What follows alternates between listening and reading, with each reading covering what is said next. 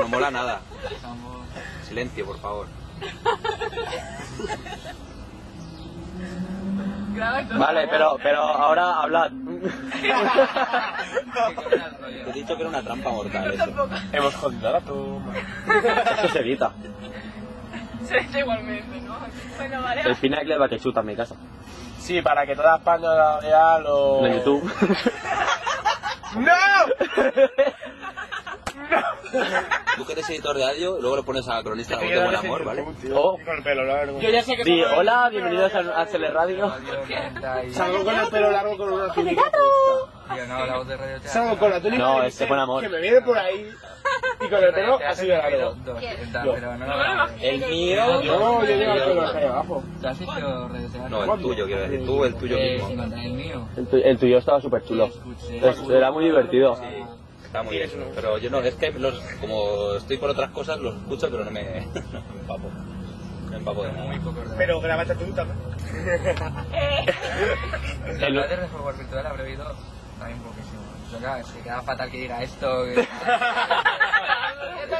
Recorta. No tengo ni- Buen amor, mira lo que dice. Mira lo que dice. Tampoco le no le... Yo no le hablaba, pero nunca. Quédate con Vito para hacerse, olvídalo. Dale fumando. Ya se siente mal, ya se siente mal. No. Baneado, no se puede ver, no. ¡Troll! ¡No es un troll! ¡Troll! ¡Echalo del gran salón! Limol Place ahora. ¡Echalo de Grimul Play! No he visto un retratado abierto. La dibujaba está súper guay. La cuchara, la busqué 2 veces y no la encontré. Está en el Vi blog algo de... por ahí que Coño, me anímate a sacó participar. fallo. Bueno, ¿Esto vale, qué yo es? anímate a participar en el... Como... Es que me parece el... Ahora yo.